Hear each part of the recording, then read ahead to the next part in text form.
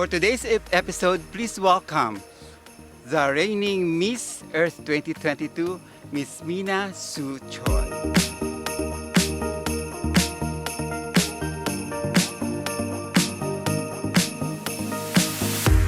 Hi, Miss Mina. How are you? Hello everyone. I'm good. I'm doing very Welcome well. back. Yeah. Welcome to KLIK Celebrity Corner. Thank you very much show. for having me. Yeah, and also, have you met the girls already? Yes, I have. This is my second time actually meeting them. There was a dinner event, and I got to see the beautiful Miss Earth Philippines. And I can't imagine how excited and nervous they are because I've been in their shoes just last year. How are you since you won the crown? Ever since winning the crown, it's still been a very surreal experience. I keep forgetting that it felt like a dream. Yeah, it felt like a dream because during Miss Earth, I was so tired and we were, following up with a lot of schedules. So I remember being very tired and it just felt like a dream. Winning the crown always felt like a dream. So sometimes I need to remind myself that I'm not just a girl at home living under my parents' roof sometimes.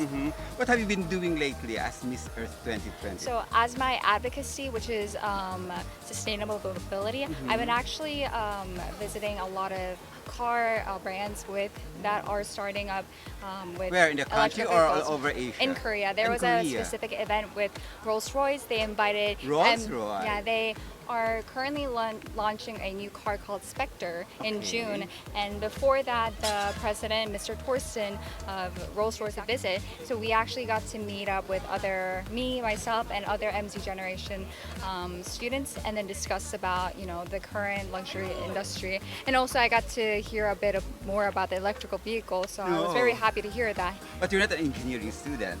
No, I'm a communication major student. Yeah, I know. So you made history in your country as the first Miss Korea to win an international pageant.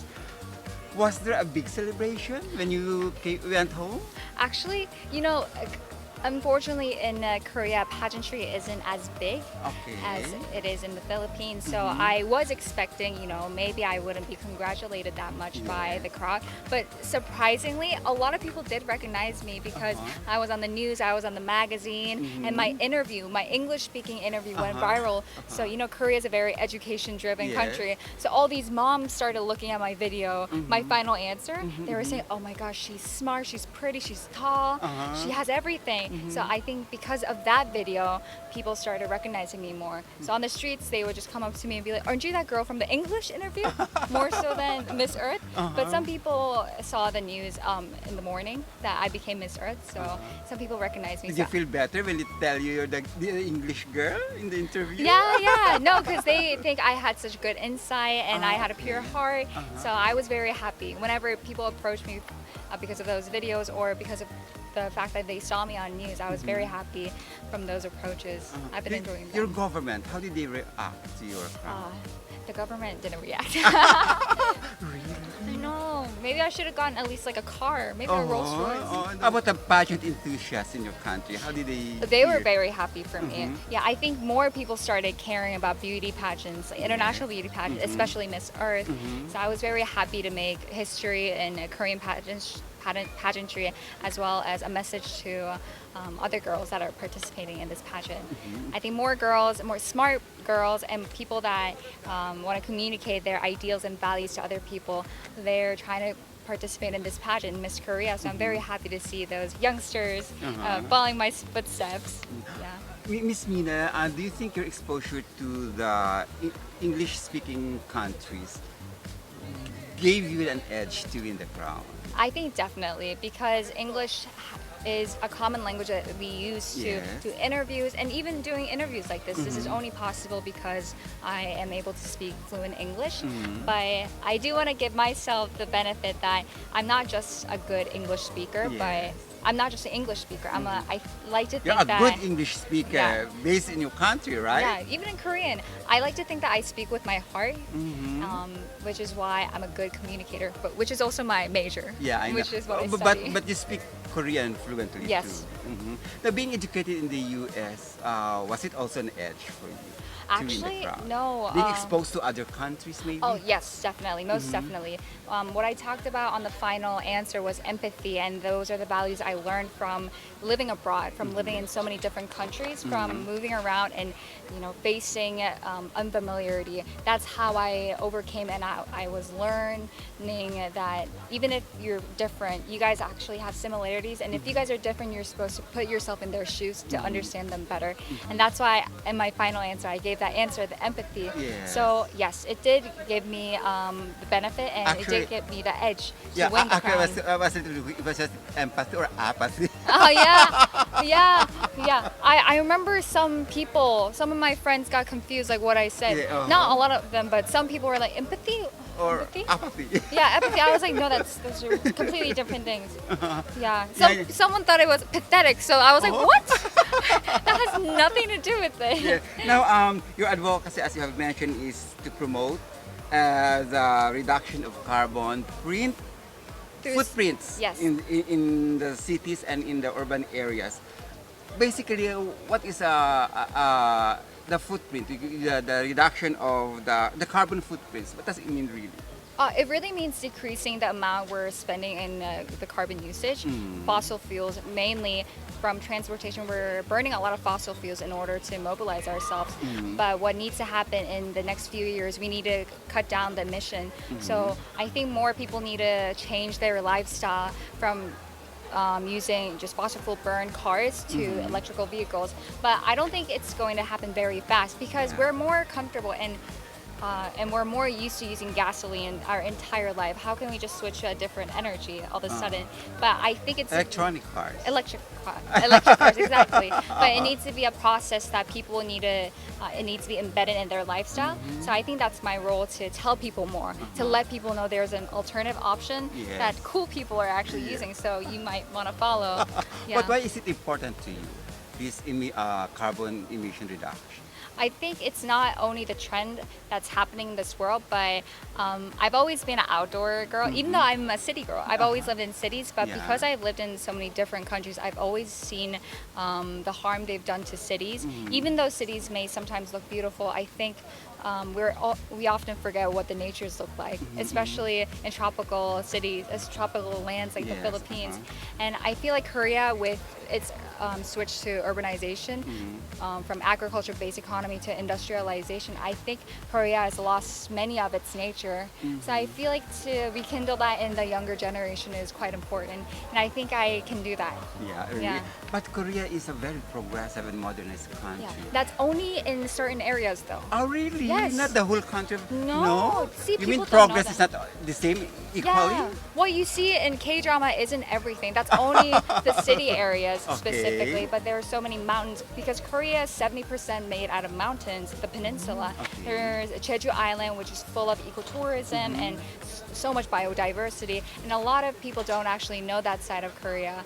And as a Korean representative, I think that's my role to also Korean that's also in the entertainment industry. I think that's my role to also, convey those, show people those sides of Korea as well. Not only like the K-pop, not only like the fun parts, but the other sides, other beautiful nature parts as well.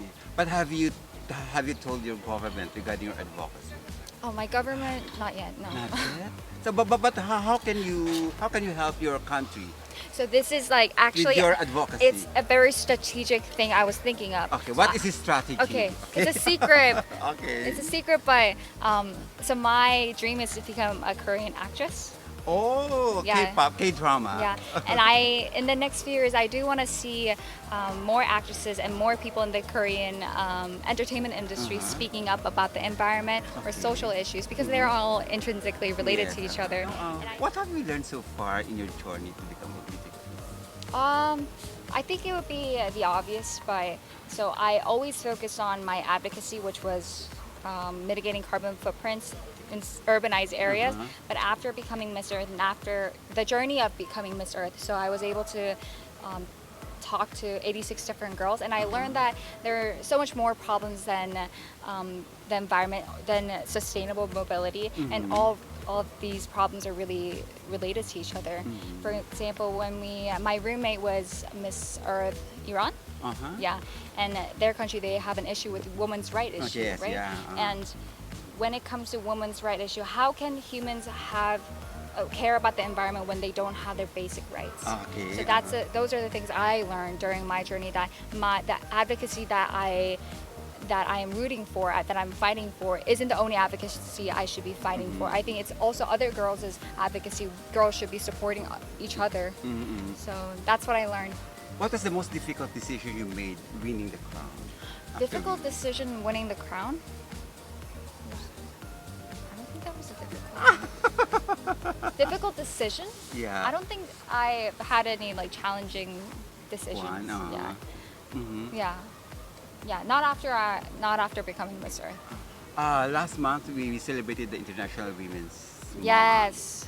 So would you consider yourself as an empowered woman? Yes, definitely. I like to think I'm one of the most empowering women of my age so far, and will like to become an even more empowering woman that voices, social issues, and also that can influence others to care more about issues such as this.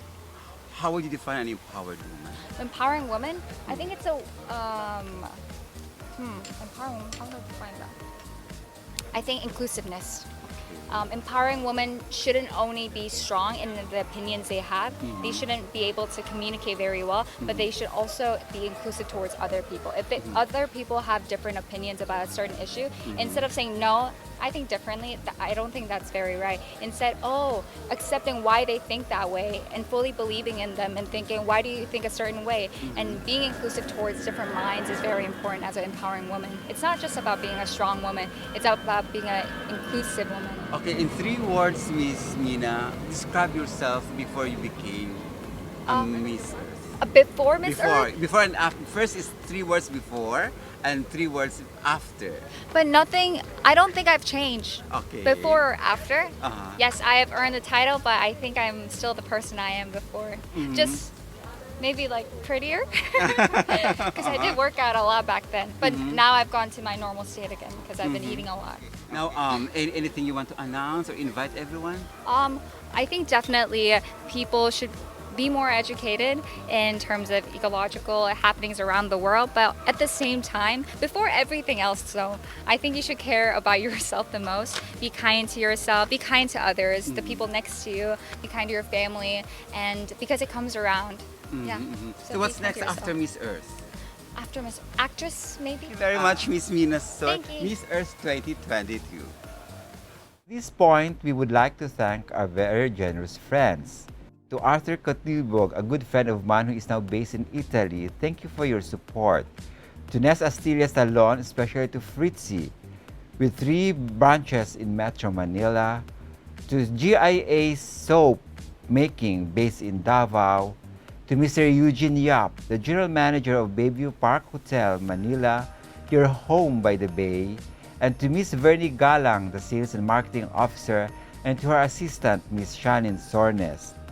And to Avzea Studios, owned by the husband and wife tandem of Harold Tapan and Ann Gilera. And of course, PMM Multimedia Services, the producer of our show, headed by Paolo Clachete. Till next week for another meaningful chit-chat with your favorite celebrity, only here on KLIK Celebrity Corner.